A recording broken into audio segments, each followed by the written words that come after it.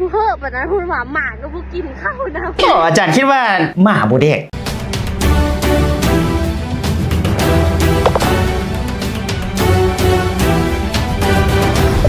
สบายดีพบกับรายการโต๊ะโบแตกข้าพเจ้ากตาน้อยผู้ดำเนินรายการมื้อนี้ทีมงานเฮาได้ไปพบคลิปสาวท่านหนึ่งที่เพิ่นเว้าเกี่ยวกับอาหารการกินส่วนเรื่องราวจะเป็นแนวนั้นไปวิเคราะห์กันในรายการพบกับอาจารย์น้อยนิดหน่อย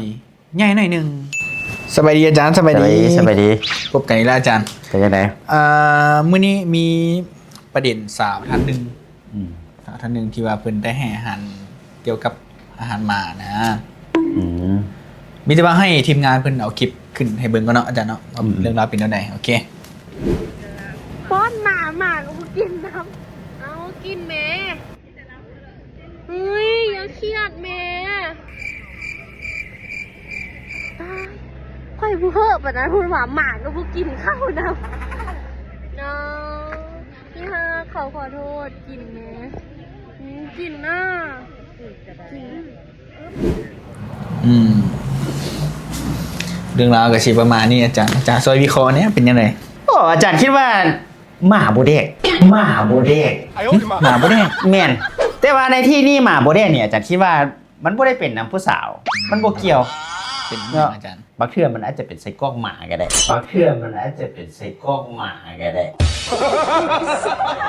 หมาบ่กินหมาว่าซั่นเอาไป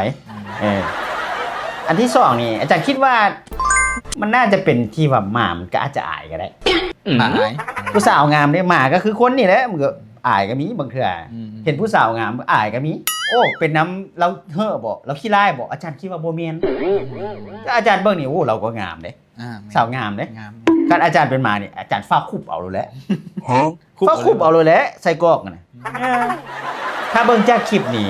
อาจจะเป็นเว้าเรื่องกันเกลือสัตว์กับเกลือหมาประมาณว่านั้นแต่ว่าหมาบ่กินอาหารจากผู้เกลือแต่ว่าคันเว้าเรื่องสุภาษิตนี่นะมันอาจจะหมายความว่าหมาบ่แดกคำว่าหมาบ่แดกนี่หมายถึงว่าคนที่เสียคาดคุณเบิดความหมายว่าซั่นเอาไปเช่นว่าเป็นลูกเป็นเต้าแล้วมีพ่อแม่เลี้ยงมาแต่น้อยแหละใหญ่มายังนอนขี้คานขอเงินพ่อเงินแม่บ่มีเวียงเข็ดขอเงินพ่อน้ำพ่อน้ำแม่อยู่กินไปแต่ละมื้อบ่มีความหมายนั่นแหละก็คือเอาเคินว่าหมาบ่แดกคนว่าบ่มีความหมายบ่มีเงินมีคำค่าที่เอาได้แท้นี่นะอาจารย์คิดว่าน่าจะต้องมีเงินมีคำพิธีกรนี่เนาะว่าบักเฮามีเงินมีคำนี่นะโอ้หมู่คู่หลายเท่เด้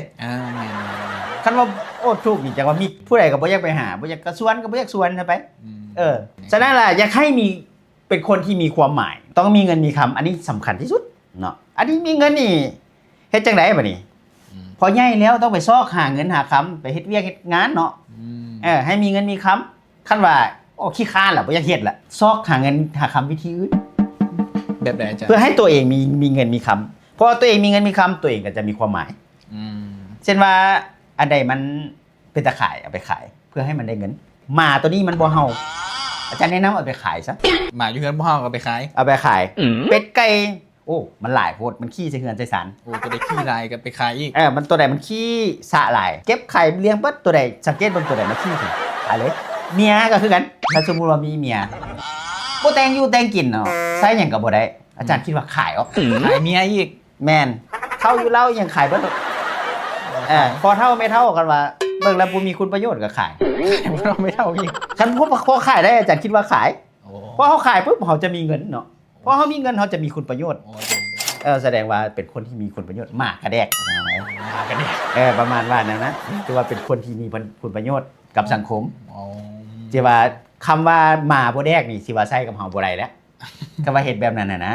อาจารย์คิดว่าแนวนั้นลองให้ FC เพิ่นลองคอมเมนต์เบิ่งว่าแม่นความอาจารย์บ่เนาะไก่ FC ทั้งบ้านมันก็ซอยวิเคราะห์กันเบิ่งอีกบัดนึงเนาะอาจารย์เนาะหรือว่าท่านใด FC มีคำถามหรือว่าอยากให้วิเคราะห์เรื่องใดก็สามารถพิมพ์ไว้ใต้คอมเมนต์ไว้เดี๋ยวทีมงานเขาจะไปคัดเลือกออกมาแล้วมาตอบมาวันนี้ก็เป็นช่วงสุดท้ายของรายการแล้วขอกล่าวเข้ามาสบายดี